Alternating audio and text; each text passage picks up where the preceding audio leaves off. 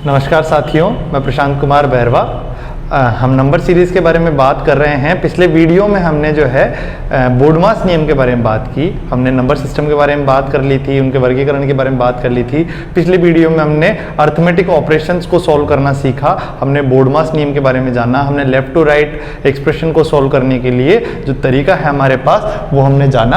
आज हम बात करेंगे डिविजिबिलिटी टेस्ट की। काफ़ी सारी संख्याएं जब हम भाग देते हैं तो काफ़ी बार हमें बिना भाग करे ही पता लगाना होता है कि इस संख्या में इस दूसरी संख्या का भाग जाएगा या नहीं जाएगा। तो ऐसी परिस्थिति में हम भाजकता परीक्षण का यानी कि डिविजिबिलिटी टेस्ट का इस्तेमाल करते हैं। पर डिविजिबिलिटी टेस्ट से पहले दोस्तों हमारे पास आता है प्राइम फैक्टर्स, अभाज्य गुणनखंड। अभी अभाज्य गुणनखंड क्या होते हैं साथियों कि कोई भी जो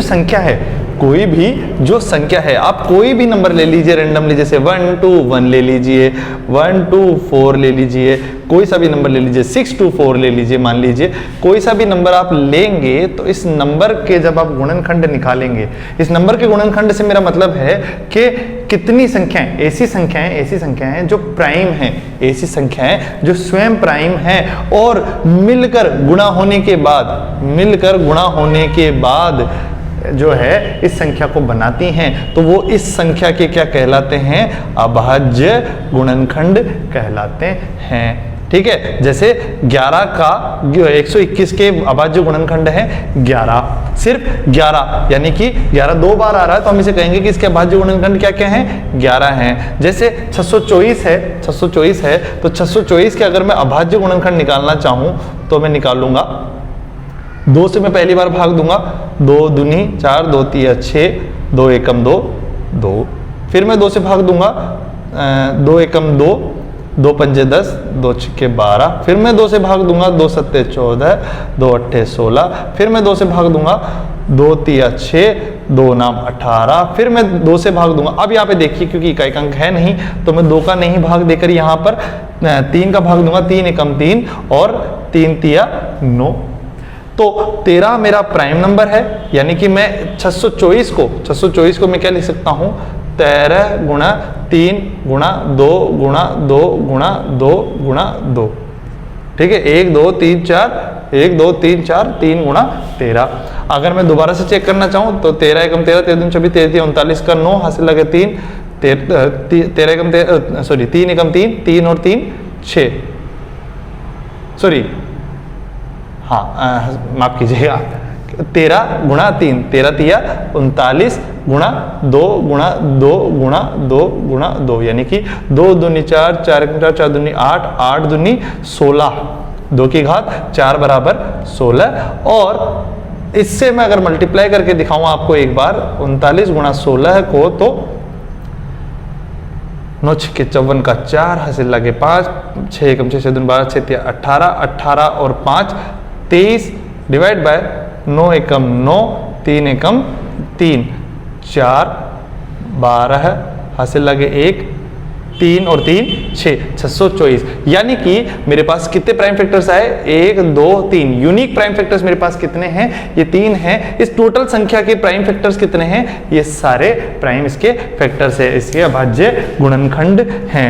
अब बात करते हैं, आगे बढ़ते हैं साथियों कि हमें अभाज्य गुणनखंड क्यों चाहिए होते हैं। हमें अभाज्य गुणनखंड किसी भी संख्या को गुणा के रूप में दर्शाने में या वो संख्या किस तरह से प्राप्त हुई है ये जानने में हमें वो मदद करते हैं। तो अब हम भाजकता परीक्षण के बारे में बात कर सकते हैं। हमें प्राइम फैक्टर्स के बारे में पता है, ये हमारे कहाँ काम आएगा इसके बारे में हम नीचे बात करने वाले हैं। भाजकता परीक्षण अगर हम बात करें तो हमें सबसे पहले बात आती है हमारे सामने 1 की। हमारे पास सबसे, मैं इधर लिख लेता हूं ताकि हम इधर रिजल्ट नोट कर सकें। हमारे पास सबसे पहली चीज आती है 1। क्या 1 का भाजकता परीक्षण क्या होगा? 1 तो सभी संख्याओं में भाग जाता है, 1 का सभी संख्याओं में भाग जाता है, तो 1 की भाजकता परीक्षण तो कोई है ही नहीं। 1 के लिए तो यूनिवर्सल रिजल्ट है, यूनिवर्सल लेमा है कि ये तो सबसे ही भाग जाता है। 2 की बात करें, 2 का भाजकता परीक्षण क्या है? कोई भी संख्या 2 से भाग कब जाएगी? ये हुई, चाहे ये हुई, चाहे ये हुई, कोई भी संख्या 2 से भाग कब जाएगी? जब उस संख्या के इकाई का अंक जो है वो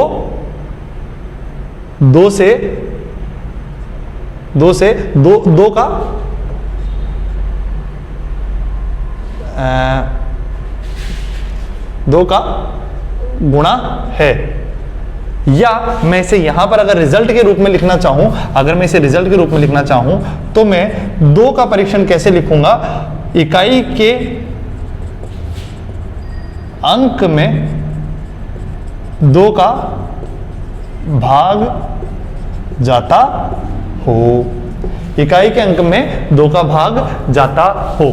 यानी कि उदाहरण के लिए अगर मैं 40 में भाग दूं 2 का, तो मैंने पहले इकाई का अंक देख लिया, इकाई का अंक क्योंकि मेरा 0 है, यानी कि इसके अंदर ये भाग जाएगा।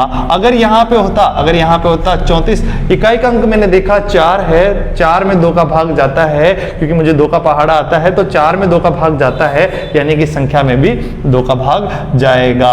अगर यहाँ पर 33 होता तो मान लीजिए 33 होता, तो चूंकि इकाई का अंक 2 से भाग नहीं जाता है, इसलिए हम इसमें 2 का भाग नहीं दे सकते हैं, इसमें पूर्ण भाग जो है वो 2 का नहीं जाएगा। तो मैं इस परिभाषा को थोड़ा और अच्छे से लिख सकता हूं कि अगर संख्या सम है तो उसमें सम संख्या में 2 का भाग जाएगा। ठीक है, चलिए साथियों, उसके बाद हम बात करते हैं, क्योंकि हमारे पास काफी सारी संख्याएं, इसलिए हम थोड़ा इसे जल्दी बात करेंगे। 3 की बात हम करते हैं। किसी संख्या में 3 का भाग जाएगा 69, 12, 6, 9, 81, ये सारी संख्याएं, इन संख्याओं में 3 का भाग जाएगा। या और कोई मैं बड़ी संख्या ले लेता हूं, 1, 2, 4, 8, 9, 2, 1, 8, 9, 1।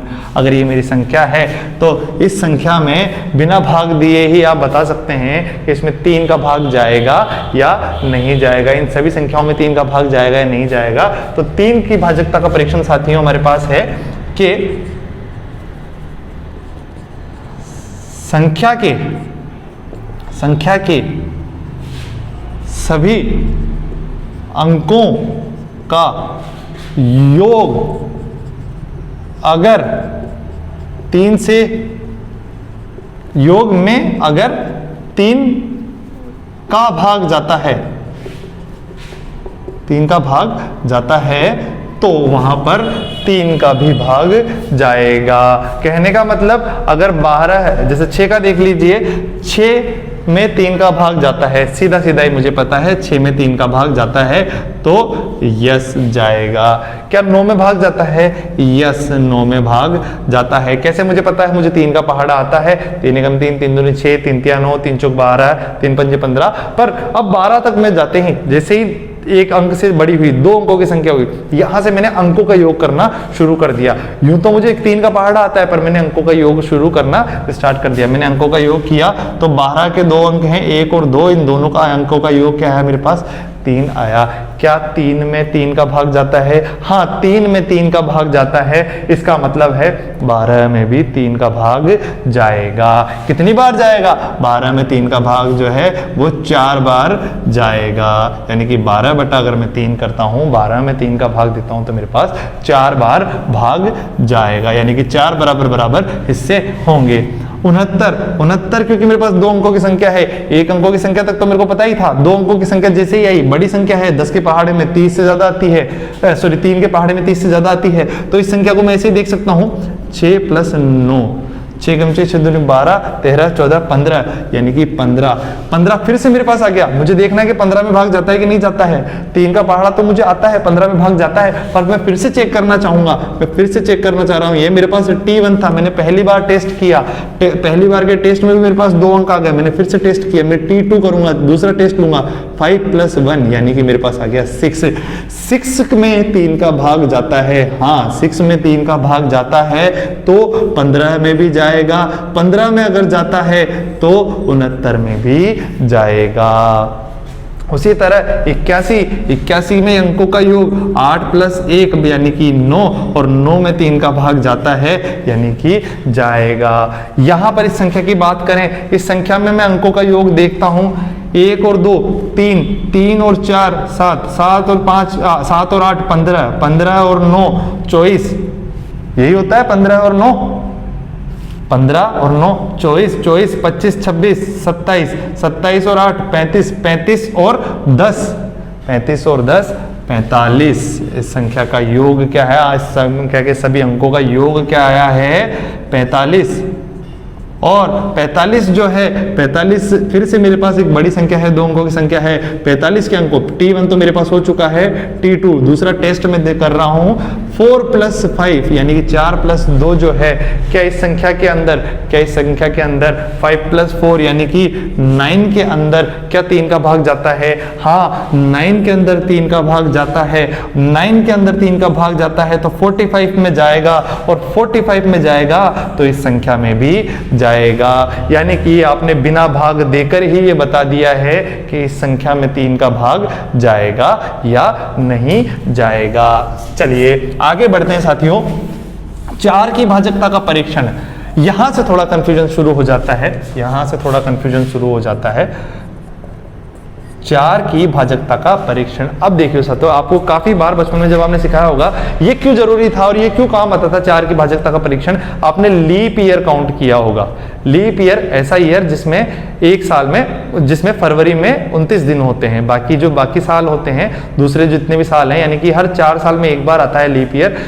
बाकी सभी सालों में 28 दिन की फरवरी होती है, और हर साल क्योंकि हमारे पास जो एक साल के अंदर दिन होते हैं वो 365 सही 1/4 होते हैं, और 4 साल में 1/4 + 1/4 + 1/4 हर साल में से तो ये 1/4 दिन को कम कर दिया जाता है, यानी कि हर साल में तो 28 दिन की फरवरी होती है। और फिर 4 साल बाद यानी कि चौथे साल के अंदर मैं 1/4 1/4 1/4 1/4 इस समय को जोड़कर पूरा एक दिन बना देता हूं, और उस दिन को मैं फरवरी में जोड़ता हूं, और फरवरी उस साल मेरी होती है 29 दिन की, और उस 29 दिन की फरवरी को कहा जाता है लीप ईयर। तो मुझे लीप ईयर चेक करने के लिए ये देखना होता है कि उसमें 4 का भाग जाएगा या नहीं जाएगा। तो 4 का भाग जाने के लिए, चेक करने के लिए साथियों हम क्या देखते हैं, हमें दिखाया गया था, बचपन में सिखाया गया था कि अगर कोई संख्या है तो उसमें दहाई तक के अंक जो हैं वहां पर आप भाग देके देख लीजिए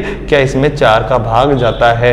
4 × 5 = 20, हाँ 20 में 4 का भाग जाता है, तो इसका मतलब है इस संख्या में 4 का भाग जाएगा, 20 में 4 का भाग जाएगा। मान लीजिए अगर ये संख्या होती 40 20 1 2, अगर ये इतनी बड़ी संख्या होती, और चलिए और बड़ी संख्या होती, अगर मैं इस संख्या में 4 का भाग देना चाहता था तो मैं इस संख्या को देखते ही बता देता कि दहाई के अंक 20 जो है, 20 में 4 का भाग जाता है, तो इस पूरी संख्या में भी 4 का भाग जाएगा।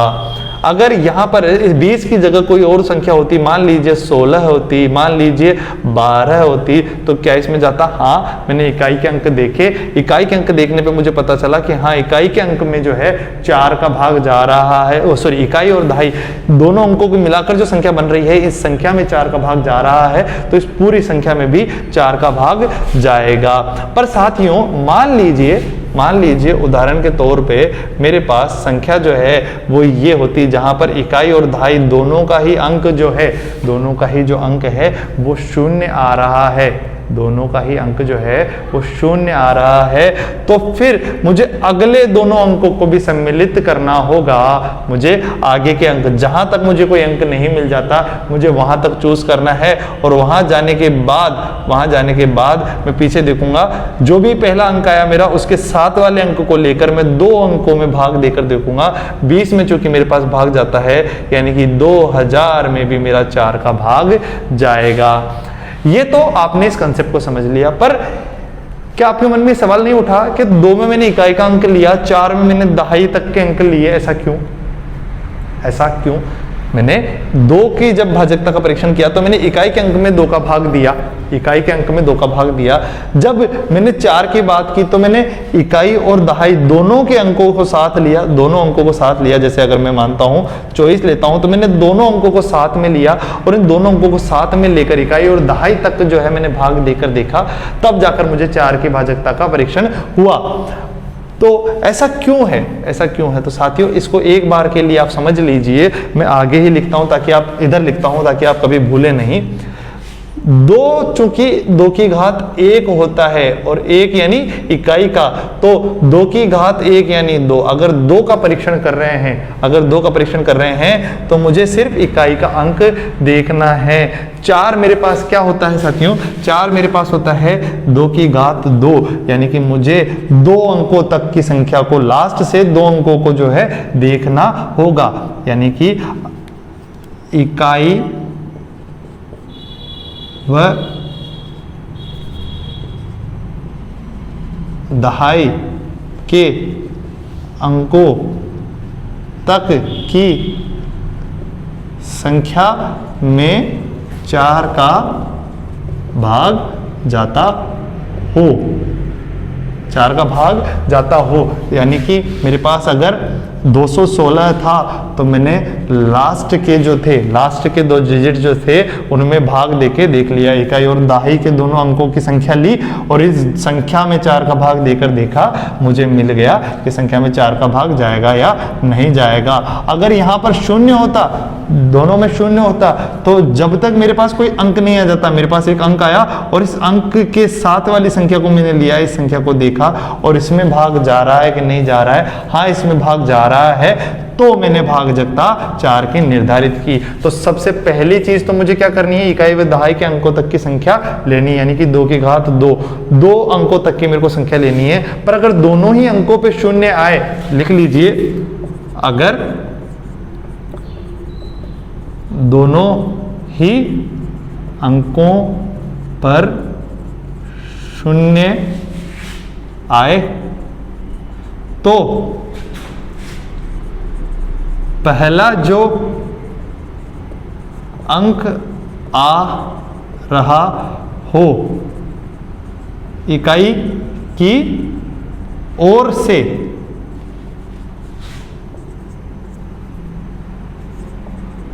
वहां 2 अंकों की संख्या में भाग दे कर परीक्षण करें। बहुत महत्वपूर्ण बात है, इस बात को आप समझ जाएं, इस लाइन को आप समझ जाएं। उदाहरण आप देख चुके हैं, मैं फिर से एक बार दोहरा रहा हूं, इकाई के दहाई अंकों, इकाई व दहाई के अंकों की संख्या, यानी कि मेरे पास 1 था, अब मेरे पास 2 है, 2 की घात 2 है, तो मेरे पास 2 अंकों तक के, लास्ट से 2 अंक। यहां में बात दीजिएगा, जब मैंने बोडमास नियम की बात की थी, जब मैंने अर्थमेटिकल एक्सप्रेशंस की बात की थी, तो मैंने अर्थमेटिकल एक्सप्रेशन में कहा था कि हम लेफ्ट टू राइट चेक करेंगे, पर जब हम किसी नंबर को पढ़ते हैं तो हम राइट टू लेफ्ट पढ़ते हैं, हम राइट टू लेफ्ट पढ़ते हैं, उसे इवैल्यूएट किस तरह से करते हैं, राइट टू लेफ्ट करते हैं। डिविजिबिलिटी टेस्ट जब हम करेंगे, डिविजिबिलिटी तो हम कैसे करते हैं, डिविजिबिलिटी तो हम, क्योंकि वो बोडमास के नियम में आती है, अर्थमेटिक ऑपरेशन में आती है, तो डिविजिबिलिटी तो हम लेफ्ट टू राइट करेंगे, पर जब हम डिविजिबिलिटी टेस्ट करेंगे तो हम इकाई के अंक से दहाई के अंक तक की ओर आएंगे, इकाई से इधर की तरफ आएंगे, यानी कि राइट से लेफ्ट की तरफ चेक करेंगे। उसके बाद हम बात करते हैं 5 की डिविजिबिलिटी मेरे पास क्या होगी, 5 की डिविजिबिलिटी मेरे पास बड़ी सिंपल है, इकाई के अंक में, इकाई के अंक में या तो 5 हो या 0 हो। अगर इकाई के अंक में 5 हो या 0 हो, जैसे आप ले लीजिए 10 ले लीजिए, 25 ले लीजिए, 50 ले लीजिए, 75 ले लीजिए, 1225 ले लीजिए, इन सभी संख्याओं में 5 का भाग जाएगा, हाँ जाएगा, क्योंकि 0, 5, 0, 5, 5 इकाई के अंक में 0 या 5 आ रहा है। उसके बाद हम बात करते हैं 6 की, उसके बाद हम बात करते हैं 6 की। 6 का भाजकता परीक्षण क्या है दोस्तों, अब यहां पर बात आती है प्राइम फैक्टर्स की, यहां पे बात आती है अभाज्य गुणनखंडों की। जो मैंने बात की थी, अभाज्य गुणनखंड मेरे पास क्या थे, अभाज्य गुणनखंड थे मेरे पास 6 के अभाज्य गुणनखंड थे 3 गुणा 2। तो अगर 6 की भाजकता का परीक्षण करना होगा मुझे, तो मुझे उस संख्या में, जो भी मेरे पास संख्या है, जैसे मान लीजिए 36 है, तो 36 में 6 का भाग जाएगा या नहीं जाएगा, ये परीक्षण करने के लिए मुझे इन दोनों अभाज्य गुणनखंडों के परीक्षण को चेक करना होगा। क्या ये संख्या 3 से भाग जाती है, क्या ये संख्या 3 से भाग जाती है, क्या ये संख्या 2 से भाग जाती है। अगर ये 2 से और 3 से दोनों से भाग चली जाती है यानी कि ये संख्या 6 से भी भाग जाएगी। यानी कि अगर ये संख्या 2 से भाग जाती है, इसका परीक्षण क्या है, इकाई का अंक 2 से भाग जाएगा, यानी कि 2 का परीक्षण मैं कर चुका हूं, इकाई का अंक तो 2 से भाग जा रहा है। क्या ये संख्या 3 से भाग जा रही है, इस संख्या के दोनों अंकों का योग कर दिया जाए, 3 और 6 9 में क्या 3 का भाग जाता है, हाँ जाता है, यानी कि 3 का विभाजकता परीक्षण हो चुका है। और 3 का और 2 का यानी कि इस संख्या के अभाज्य गुणनखंडों का अगर परीक्षण हो चुका है तो इस संख्या के अंदर 36 के अंदर 6 का भाग जाएगा ही जाएगा, 6 का भाग जाएगा ही जाएगा। अभाज्य, तो मैं लिख सकता हूं इसे, अभाज्य गुणन खंडों का अगर भाग जाता हो। चलिए साथियों, उसके बाद आते हैं हम 7 की बात करते हैं, 7 की भाजकता का परीक्षण। अब आप देखिए कि मेरे पास 2 का परीक्षण था, मेरे पास 3 का परीक्षण था, मेरे पास 5 का परीक्षण था, मेरे पास 6 का परीक्षण था, पर मेरे पास 7 की भाजकता का कोई परीक्षण नहीं है। क्योंकि अगर आप 7 का पहाड़ा देखेंगे तो 7 एकम 7, 7 दूनी 14, 7 तिये 21, 7 चौक 28, 7 पंजे 35, 7 7 49, 7 56, 7 नाम 63 और 7 दाई 70। तो और सभी में 3 में, 2 में, 5 में हम या तो इकाई के अंकों के आधार पर, इकाई के अंक या तो सम आ रहे थे, इकाई के अंक की बात नहीं थी, यहाँ पे संख्याओं के अंकों के योग की बात थी, यहाँ पे फिर इकाई के अंकों की बात है, यानी कि इन सभी में कोई ना कोई पैटर्न बन रहा था। पर 7 में आप देखेंगे तो 7 में 1 भी आ चुका है, 7 में 4 भी आ चुका है, 3 भी आ चुका है, 5 भी आ चुका है, 8 भी आ चुका है, 9 भी आ चुका है, 0 भी आ चुका है, 6 भी आ चुका है और 7 भी आ चुका है। यानी कि और सॉरी 7 6 42, यानी कि 7 के पहाड़े में 0 1 2 3 4 5 6 7 8 9 सभी अंक आ चुके हैं, सभी अंक आ चुके हैं। तो इसलिए हम यहाँ पर कोई भी एक पैटर्न जो है वो नहीं बना पा रहे हैं, कोई भी एक परिभाषा नहीं बना पा रहे हैं। तो 7 जो कि एक प्राइम नंबर भी है, जो कि एक अभाज्य संख्या भी है, उसकी भाजकता का हमारे पास कोई परीक्षण नहीं है, उसमें हमें 7 का ही भाग देकर ही परीक्षण करना होगा। यानी कि मैं इसलिए कह देता हूं कि इसका नो टेस्ट, इसका कोई टेस्ट नहीं है, आपको खुद को ही चेक करना होगा।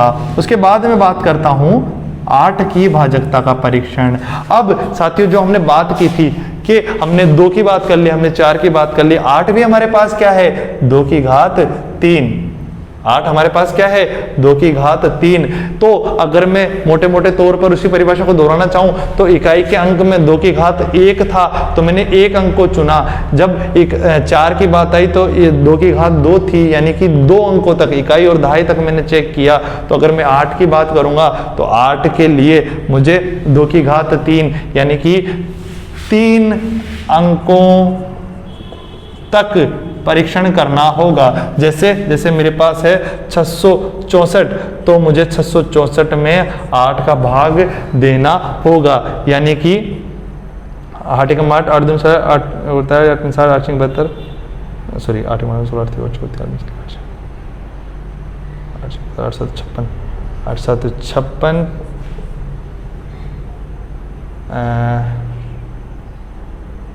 0 1 नहीं, यानी कि 8 8 64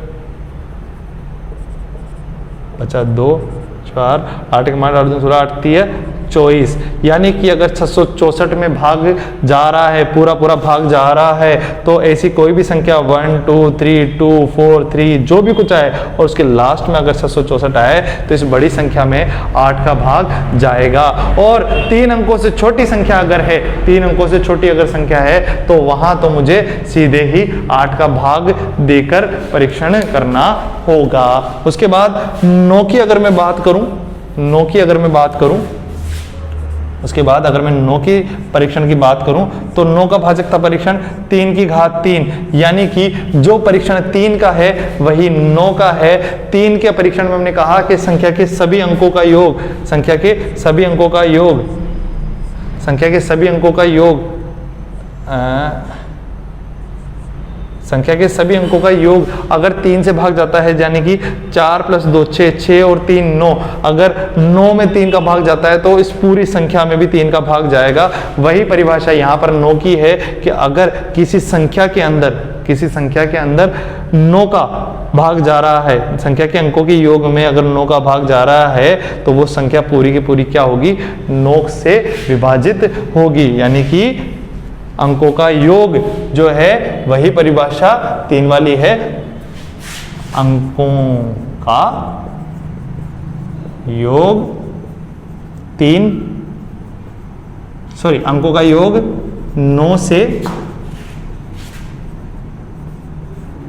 विभाजित होना चाहिए। ठीक है साथियों, उसके बाद हम बात करते हैं 10 की। तो इधर लिख देता हूं, यहां से लिख देता हूं ताकि आपको आसानी से दिख जाए। 10 की भाजकता का परीक्षण, 1 मिनट रुक जाइए।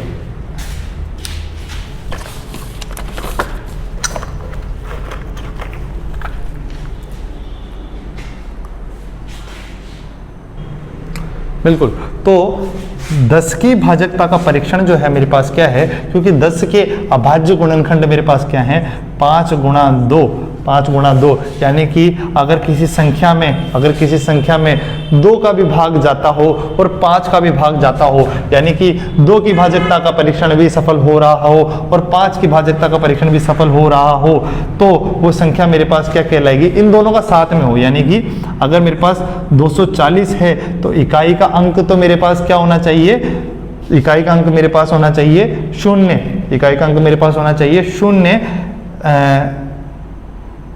हाँ बिल्कुल, इकाई का अंक मेरे पास 5 या 0 हो ना, माफ कीजिए, इसको आप थोड़ा सा अलग समझिए, क्योंकि 5 और 2 दोनों ही इकाई के अंकों की बात करते हैं। तो 5 की इकाई के अंक कौन कौन से थे, 5 और 0, और 2 की इकाई के अंक कौन कौन से हैं, 0 2 4 6 8, यही है। इन दोनों में से कॉमन क्या है, इन दोनों में से कॉमन है 0, इन दोनों में से कॉमन क्या है, 0 है। तो किसी संख्या में 10 का पूर्ण भाग कब जाएगा, जब संख्या के इकाई के अंक में, जब संख्या के इकाई के अंक में 0 आ रहा हो, यानी कि 240 अगर आ रहा है तो वहां पे 10 का पूर्ण भाग जाएगा। अगर 12 आ रहा है तो वहां पर 10 का भाग नहीं जाएगा, क्योंकि वहां पर इकाई का अंक जो है वो 0 नहीं है। तो हमारे पास 10 की भाजकता का परीक्षण भी आ चुका है। 11 की भाजकता का परीक्षण, 11 की भाजकता का परीक्षण के लिए आप देख सकते हैं, आप कोई भी संख्या ले लीजिए, कोई भी संख्या जो है, इसमें इन संख्याओं के जो अंक हैं आप इनकी पोजीशन निर्धारित कीजिए, इनका स्थान निर्धारित कीजिए।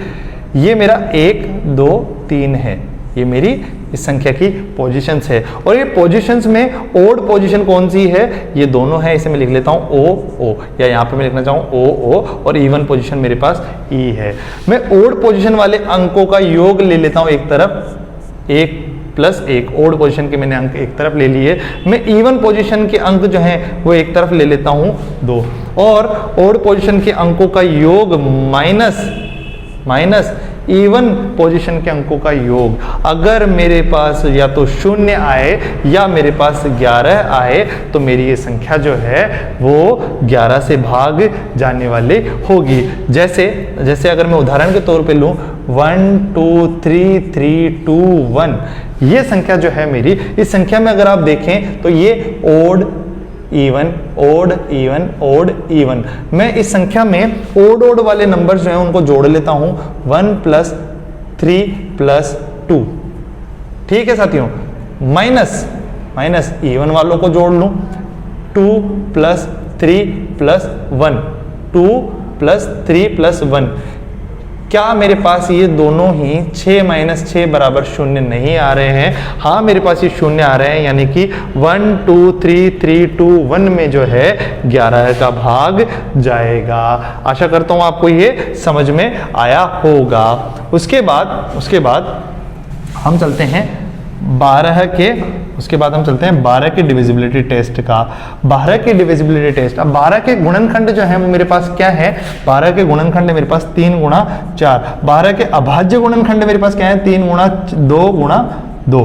पर मैं अभाज्य गुणनखंडों की यहाँ बात नहीं कर रहा हूँ, मैं इसके गुणनखंड की बात कर लेता हूं, क्योंकि गुणनखंडों में मैंने देखा है कि जो दोनों गुणनखंड हैं इन दोनों की भाजकता के परीक्षण मेरे पास मौजूद हैं। इन दोनों की परिभाषाओं के हिसाब से मुझे क्या होता है कि या तो मेरे पास इकाई और दहाई दोनों अंकों की जो संख्या है उसमें 4 का भाग जाए। जैसे मैं ले लेता हूं 112 या 212 ले लीजिए, 222 ले लीजिए। चलिए 222 है, 222 में क्या 4 का भाग जा रहा है? 222 में क्या 4 का भाग जा रहा है? नहीं, दहाई के अंकों में 4 का भाग नहीं जा रहा है। मैं क्या यहाँ पे 4 कर लूं? हाँ मैं 4 कर लूं। क्या यहाँ पर अब 4 का भाग जा रहा है? हाँ यहाँ पर 4 का भाग जा रहा है। क्या इसमें 7 के साथ 3 का भी भाग जा रहा है? इसमें 7 के साथ 3 का भाग जाने के लिए मैं इन सभी संख्याओं का योग कर लूं तो 2 + 2 + 4 यानी कि 8 में क्या 4 का भाग जाता है? नहीं जाता है। क्या मैं इस संख्या के इन दोनों अंकों में 3 कर लूं, या तो इस अंक को 3 कर लूं या फिर मैं 2 3 4 कर लूं? अगर मैं इस अंक को चेंज करता हूं तो यहां पर मेरी 4 की परिभाषा जो है वो बिगड़ती नहीं है। अगर मैं ऐसा करूंगा तो 4 की परिभाषा मेरी बिगड़ जाएगी। तो मैं इस पे ध्यान ना दूं, मैं सिर्फ ये संख्या लूं 324 लूं तो 324 में मेरे जो दहाई तक के अंक हैं उनमें 4 का भाग भी जाता है, यानी कि इस संख्या में 4 का भाग भी जाएगा। क्या इस संख्या में 3 का भाग जाता है? हाँ इस संख्या में 3 का भाग भी जाता है, यानी कि 3 + 2 5 5 + 4 9, यानी कि संख्या में 3 का भाग भी जा रहा है। तो मैं कह सकता हूं कि 324 जो है 324 में 12 का भाग जाएगा। और 12 का भाग किस प्रकार जाएगा आप एक बार के लिए देख भी सकते हैं। 12 × 12 12 दूनी 24 12 36 36 इससे बड़ा है तो 12 यानी कि 12 × 12 12 दूनी 24 24 आप कीजिए, हासिल का दीजिए। इधर 8 आता है, इधर 4 आता है। 12 के पहाड़े में 84 कितनी बार आता है? जल्दी से करिए की कोशिश कीजिए। 12 के पहाड़े में 84 कितनी बार आता है? क्या पहले तो ये देख लीजिए क्या 84 में 12 का भाग जाएगा? 84 में 12 का भाग जाएगा।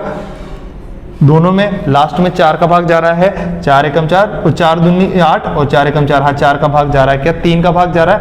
8 और 4 12 हाँ 3 का भी भाग जा रहा है, यानी कि 12 का भी भाग जाएगा। कितनी बार जाएगा?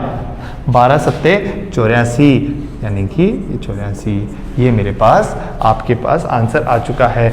तो साथियों आपने 1 से लेकर 12 तक की संख्याओं का भाजकता परीक्षण दिया। भाजकता परीक्षण के बाद आपको समझ में आया कि आप किसी बड़ी संख्या में अपना समय व्यर्थ गंवाने के बजाय आप सीधे इन परीक्षणों से एक बार में देखकर, बहुत छोटे छोटे सरल परीक्षण है, इन परीक्षणों से देखकर बता सकते हैं कि वहां पर उस संख्या में जो संख्या आपको दी गई है, इनमें से अगर कोई संख्या है वो दी गई है तो क्या उस संख्या में इन संख्याओं का भाग जाएगा या नहीं जाएगा। साथ ही साथ क्योंकि मैंने आपको इस तरीके से बताया है कि आप अपने खुद के भाजकता के परीक्षण भी बना सकते हैं, तो मैं आशा करता हूं कि आप इसको समझ पाए होंगे। साथ ही साथ कमेंट सेक्शन में आप 15 की भाजकता का परीक्षण, ये आपका होमवर्क है, 15 की भाजकता का परीक्षण जो है वो भी आप कमेंट सेक्शन में मुझे बताएंगे। और आपको कहीं पे भी कोई भी चीज़ समझ में नहीं आई हो तो आप मुझे कमेंट सेक्शन में बता सकते हैं। साथ ही साथ कोई सुझाव हो या कोई त्रुटि हो कहीं पे, उसके बारे में भी आप बताएंगे। इसके अलावा एक बहुत छोटी सी चीज़ मैं आपको एक और बताना चाह रहा था कि जैसे 12 है 12 में मान लीजिए 8 का भाग जाता है, 8 का भाग जाता है, तो शेषफल क्या रहेंगे? शेषफल हमारे पास 1 नहीं 2 रहते हैं। शेषफल हमारे पास एक नहीं दो रहते हैं। यूक्लिड डिवीजन लेमा में, यूक्लिड डिवीजन लेमा के हिसाब से तो हमारा शेषफल जो है वो 8 से कम होना चाहिए, हमारा जो रिमाइंडर है वो 0 से बड़ा होना चाहिए। हमने एक स्पेशल बात वहां पे कही थी कि रिमाइंडर जो है वो हमारा 20 से यानी कि 8 से छोटा होना चाहिए, और 8 से छोटा होने के अलावा हमारे पास रिमाइंडर जो है वो 0 से बड़ा या बराबर होना चाहिए। तो प्रैक्टिकल केस में हम दो चीजें कर सकते हैं, या तो हम कर सकते हैं 8 जो कि 12 जो है 8 से छोटा है, तो यहां पर एक रिमाइंडर तो मेरे पास क्या बचेगा, 8 के बाद 9 10 11 12, या तो मेरे पास रिमाइंडर बचेगा 4, ये तो मेरे पास रिमाइंडर बचेगा 4, जो कि मेरे पास क्या होगा, पॉजिटिव रिमाइंडर है ना, ठीक है, पॉजिटिव रिमाइंडर है ना, यानी कि जो मेरे पास पॉजिटिव रिमाइंडर यानी कि 8 के बाद मेरे पास 12 में से 4 बचे। ये पॉजिटिव रिमाइंडर जो है वो यूक्लिड डिवीजन लेमा, यूक्लिड विभाजन प्रमेयिका को सही साबित करता है या उसके नियम का पालन करता है। पर हमारे पास एक रिमाइंडर और बचता है, नेगेटिव रिमाइंडर, जो कि हमारे पास क्या होगा, 8 दूनी 16, 16 में से हम कितने माइनस करें कि हमारे पास 12 आ जाए, 16 में से भी हम -4 करें, 16 में से -4 करेंगे तो हमें 12 मिल जाएगा, और ये हमारा नेगेटिव रिमाइंडर होगा। और नेगेटिव रिमाइंडर जो है वो यूक्लिड डिवीजन लेमा की डेफिनेशन को फुलफिल नहीं करता है।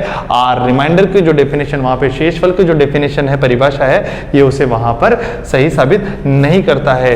पर ये हमारे दोनों ही काम के हैं, ये दोनों हमारे किस तरह से काम के हैं, हमारे पास काफी सारे आगे जो क्वेश्चंस आने वाले हैं, जिन क्वेश्चंस को हम हल करने वाले हैं अगली एक्सरसाइज में, अगली वीडियो में, तो आपको समझ में आएगा। इसलिए जुड़े रहें, शेयर करें, लाइक करें, सब्सक्राइब करें, और अपने साथियों से भी करवाएं, क्योंकि जितने शेयर लाइक सब्सक्राइब मिलेंगे उतना ज़्यादा ही मैं प्रोत्साहित होऊंगा, उतनी ज़्यादा मैं मेहनत करूंगा आप लोगों के लिए।